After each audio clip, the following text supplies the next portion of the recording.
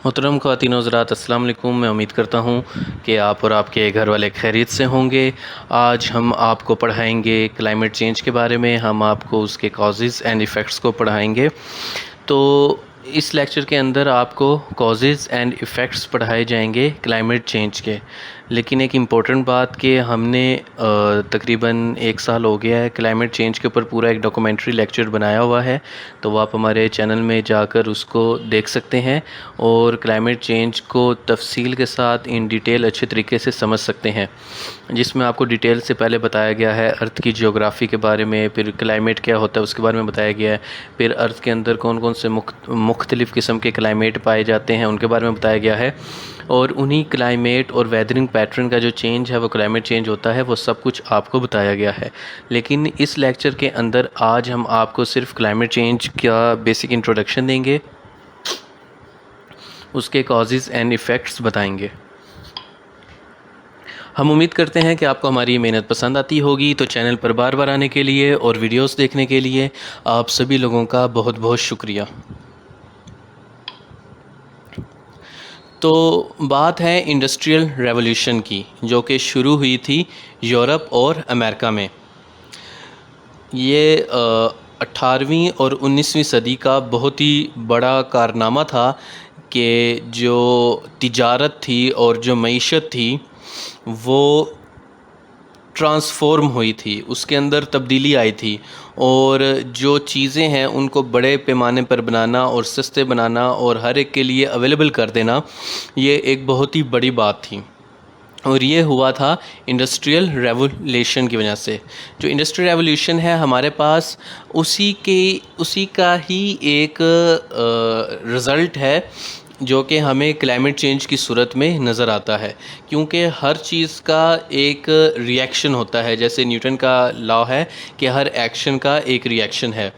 तो industrial revolution और जो उससे पैदा होने वाली जो पोल्यूटेंट्स हैं, एटमॉस्फेरिक पोल्यूशन है, लैंड पोल्यूशन है जिसे सॉइल पोल्यूशन कह देते हैं, वाटर पोल्यूशन है, और उसकी वजह से फिर बायोडाइवर्सिटी के ऊपर असर होना, और बायोडाइवर्सिटी के ऊपर जब असर हुआ तो जो नेचुरल साइकिल्स हैं उनका डिस्टर्ब होना, और उन नेचुरल साइकिल्स के डिस्टर्ब होने की वजह से क्लाइमेट के अंदर तब्दीली आना।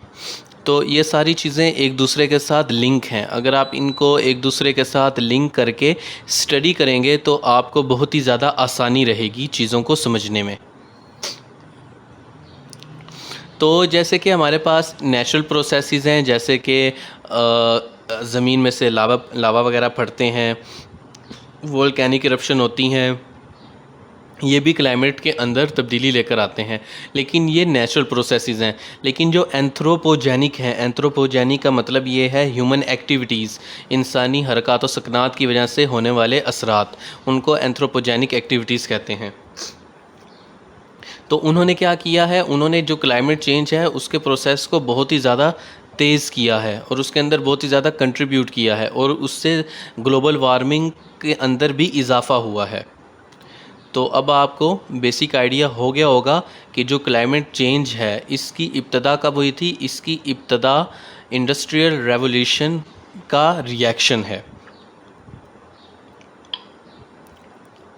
और जो क्लाइमेट चेंज है वो रेफ़र करता है एक लॉन्ग टर्म शिफ्ट के अंदर, टेम्परेचर और वेदर पैटर्न के अंदर। वेदर पैटर्न क्या होता है वो हम आगे आपको बताएंगे, लेकिन आप बेसिकली ये समझ लें कि जो एक दिन की, मतलब कि आज के दिन की जो दर्जा हरारत है, यानी कि जो टेम्परेचर है, जो हवा का दबाव यानी कि एटमॉस्फेरिक प्रेशर है, जो हवा में पानी की मिकदार जिसे ह्यूमिडिटी कहते हैं वो है, और वगैरह वगैरह मुख्तलिफ़ चीज़ें हम देखते हैं, उसको वेदर कहते हैं। मतलब कि एक दिन के अंदर हमारे आसपास फ़िज़िकल कंडीशंस कैसी होंगी उसको हम वेदर कह देते हैं। लेकिन जब भी ये हम इसकी एवरेज लेते हैं 2 महीने के लिए, 3 महीने के लिए, तो उसको हम क्लाइमेट कह देते हैं। तो ये बेसिक डिफरेंस है क्लाइमेट में और वेदरिंग पैटर्न में।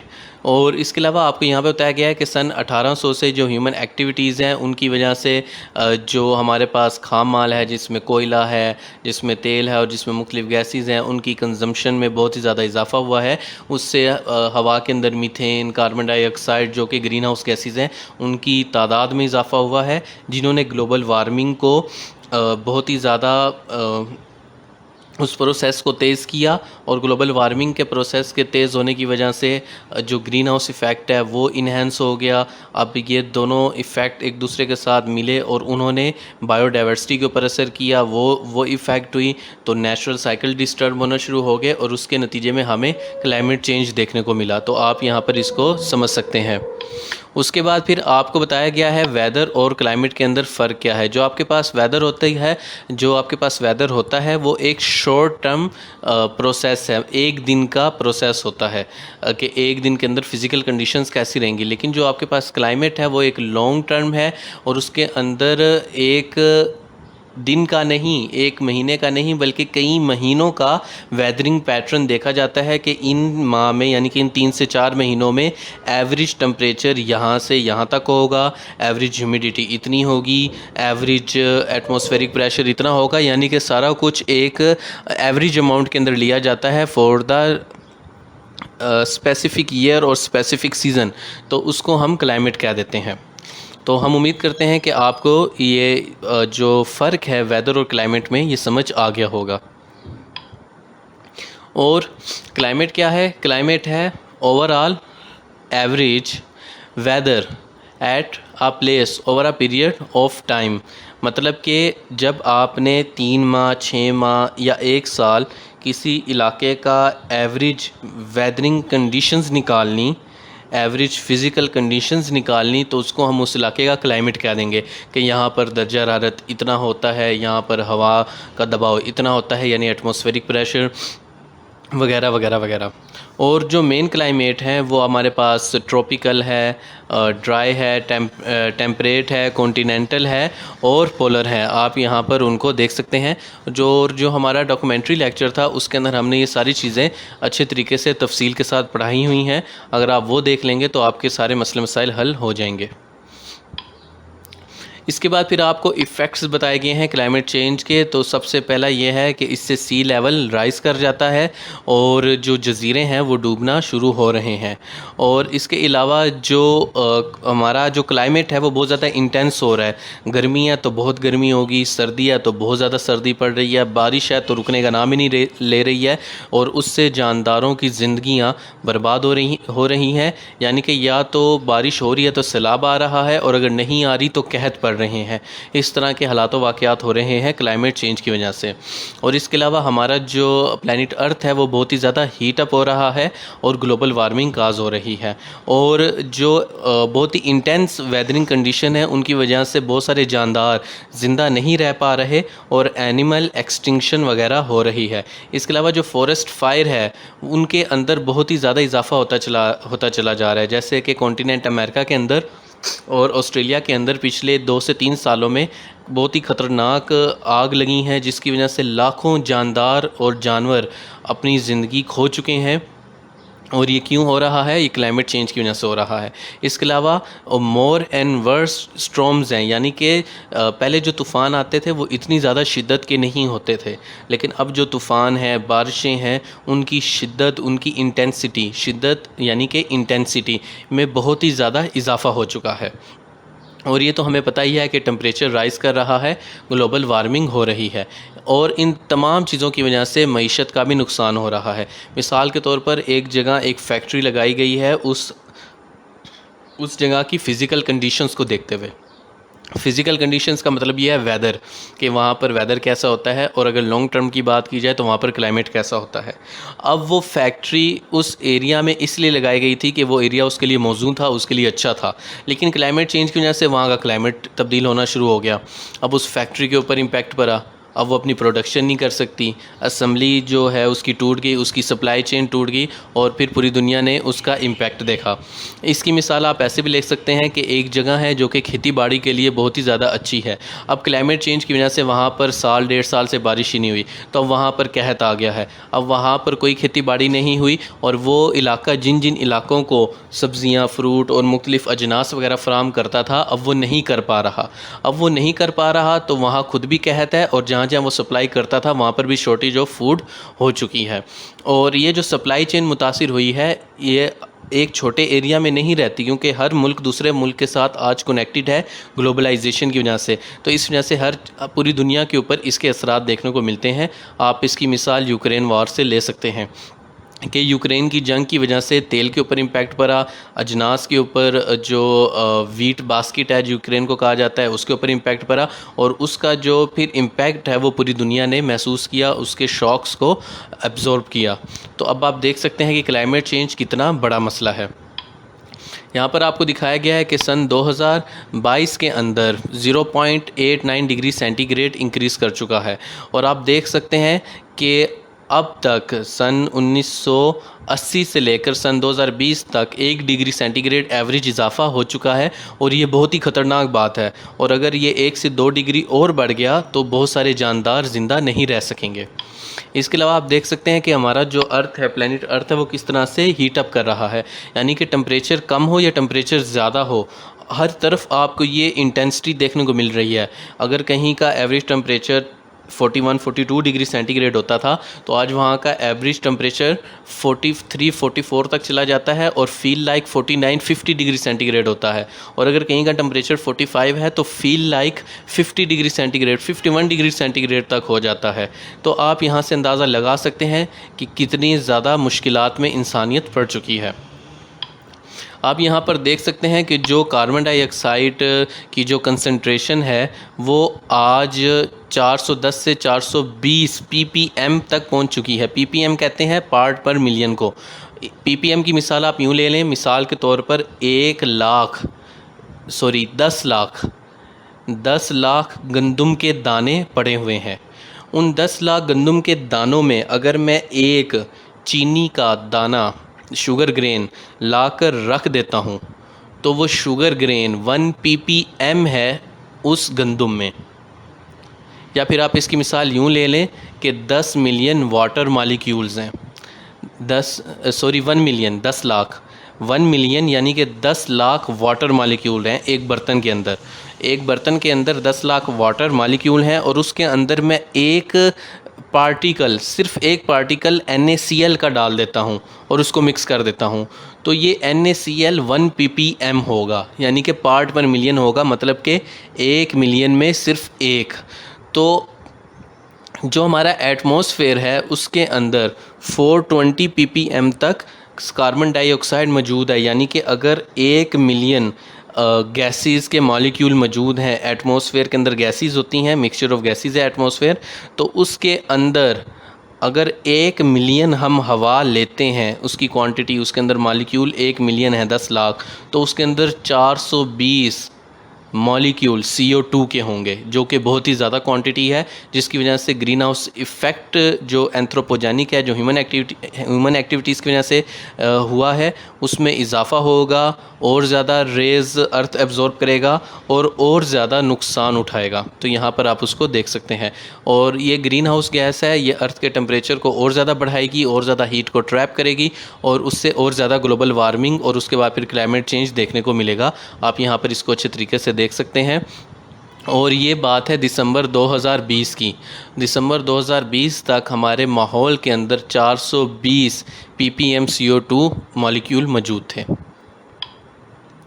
यहाँ पर आप देख सकते हैं कि जो एशिया है वो 95% कंट्रीब्यूटर है ग्रीन हाउस गैसेस का, और 11% नॉर्थ अमेरिका है, 14% साउथ अमेरिका है, 8% अफ्रीका है, ओशियाना है 22%, न्यूजीलैंड और ऑस्ट्रेलिया के इलाके को ओशियाना कहते हैं। ये ज़मीन के समुंदर के अंदर बहुत बड़ा जजीरा है, जिसका जो ऊपर वाला हिस्सा है वो ऑस्ट्रेलिया है और न्यूजीलैंड है। तो जो ऑस्ट्रेलिया है और न्यूजीलैंड है और उसके आसपास का जो समुंदर है उसको ओशियाना कह देते हैं। तो आप यहाँ पर इसको देख सकते हैं। इसके अलावा जो सोर्सेज हैं क्लाइमेट चेंज के, वो 10% एग्रीकल्चर इंडस्ट्री से आ रहा है, और 13% आपके पास कमर्शियल आ रहा है, और 23% इंडस्ट्री से आ रहा है, 25% इलेक्ट्रिक पावर से आ रहा है, मतलब कि तेल और कोयले से बिजली पैदा करना, और 28% आपके पास ट्रांसपोर्टेशन से आ रहा है। तो यहाँ पर आप इन सोर्सेज को अच्छे तरीके से देख सकते हैं, उनको नोट कर सकते हैं। इसके अलावा जो ग्रीन हाउस गैसेज़ हैं उनमें CO2, मीथेन और नाइट्रस ऑक्साइड, ये मेजर ग्रीन हाउस गैसेज़ हैं। और उसके अलावा जो दूसरी गैसेज़ हैं वो भी आपको दिखाई गई हैं, लेकिन याद रखिएगा CO2, CH4 और N2O यानी carbon dioxide, methane and nitrous oxide, ये मेजर ग्रीन हाउस गैसेज़ हैं और इनमें जो सबसे ज़्यादा कंट्रीब्यूट करता है वो CO2 है। तो यहाँ पर फिर आपको दिखाए गए हैं कि वो कौन कौन सी इंडस्ट्रीज़ हैं जो कि आपके जो ग्लोबल वार्मिंग और ग्रीन हाउस इफ़ेक्ट के अंदर हिस्से डाल रहे हैं और उसकी वजह से क्लाइमेट चेंज को प्रमोट कर रहे हैं, आप यहाँ पर देख सकते हैं। और यहाँ पर आपको एक और डेटा दिखाया गया है, 2 सोर्सेज से डेटा लिया है मैंने ताकि आप उसको अच्छे तरीके से देख सकें। और ये US ग्रीन हाउस एमिशन है, तो यूनाइटेड स्टेट के अंदर ही एग्रीकल्चर 11% कंट्रीब्यूट कर रहा है और 13% कमर्शियल कर रहा है, 24% इंडस्ट्री कर रही है, 25% इलेक्ट्रिसिटी और 27% ट्रांसपोर्टेशन। आप यहाँ पर इसको देख सकते हैं। इसके अलावा काजेज़ मैंने आपको बता दिए कि रैपिड इंडस्ट्रियलाइजेशन है, जो कि मैं आपको बता चुका हूँ, और हमें एनर्जी चाहिए है और वो कोयले और तेल से हम बना रहे हैं और वो तेज़ी से बनाने का प्रोसेस है। इसके अलावा एग्रीकल्चर प्रैक्टिसेस हैं, डिफॉरेस्टेशन है यानी कि जंगलात का कटाव है। जंगलात नहीं होंगे तो वो CO2 को कंज्यूम नहीं करेंगे, जब वो CO2 को कंज्यूम नहीं करेंगे तो CO2 की अमाउंट एटमॉस्फेयर में बढ़ जाएगी, उससे ग्रीन हाउस इफ़ेक्ट इन्हेंस होगा, वो लीड करेगा ग्लोबल वार्मिंग को और वो लीड करेगा क्लाइमेट चेंज को।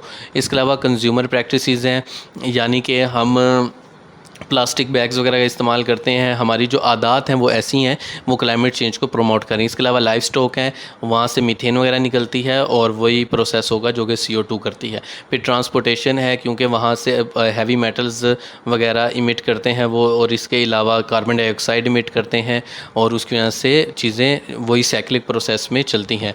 और जो रिसोर्सेज एक्सट्रैक्शन है यानी कि माइनिंग वगैरह और पोल्यूशन है, जिसमें मुख्तलिफ टाइप की पोल्यूशन आपस में लिंक करके क्लाइमेट चेंज को प्रमोट कर रही है। इफ़ेक्ट्स में आपको पहले बता चुका हूँ कि ग्लोबल वार्मिंग हो रही है, सी लेवल अब बढ़ रहा है, अनप्रेडिक्टेबल वेदर है और एक्सट्रीम वेदर है और लैंड डिग्रेडेशन है। लैंड डिग्रेडेशन ये होता है कि एक लैंड अगर खेती बाड़ी के लिए मौजूद थी तो अब वो मौजूद नहीं रही, इसे लैंड डिग्रेडेशन कह देते हैं, यानी कि ज़मीन का नुकसान हो रहा है। और वाइल्ड लाइफ का नुकसान हो रहा है, बायोडाइवर्सिटी का नुकसान हो रहा है। अगर एक जानदार को भी बायोडाइवर्सिटी में से निकाल दिया जाए तो बायोडाइवर्सिटी का साइकिल डिस्टर्ब हो जाता है और उसका इम्पैक्ट तमाम जानदारों के ऊपर पड़ता है। आप इसको अच्छे तरीके से नोट कर लें। तो आप हमारा जो पहले वाला लेक्चर है क्लाइमेट चेंज, वो हमारे चैनल में जाके देख सकते हैं। उसमें हमने बहुत ही डिटेल से क्लाइमेट चेंज को पढ़ाया है। हम उम्मीद करते हैं कि आपको हमारा वो लेक्चर भी पसंद आएगा। तो हम उम्मीद करते हैं कि आप साथ साथ अपने नोट्स भी तैयार कर रहे होंगे, ताकि जब आप ये लेक्चर देख रहे हैं साथ ही नोट्स बना रहे हैं तो आपकी बहुत ही अच्छी तैयारी हो जाएगी और बाद में आपको सिर्फ नोट्स ही रिवाइज़ करने पड़ेंगे। और अगर आप लेक्चर दोबारा देखेंगे या 2x स्पीड के ऊपर देखेंगे और साथ आपके नोट्स होंगे तो आपको बहुत ही ज़्यादा फ़ायदा होगा। तो इसके अलावा आप हमारे चैनल को लाइक, शेयर, सब्सक्राइब कर सकते हैं और हर उस शख्स तक पहुंचा सकते हैं जिसको इस चैनल की ज़रूरत है। तो ये आज का लेक्चर था। हम उम्मीद करते हैं कि आप लोगों को पसंद आया होगा। तो चैनल पर बार बार आने के लिए और वीडियोस देखने के लिए आप सभी लोगों का बहुत बहुत शुक्रिया। अल्लाह हाफ़िज़।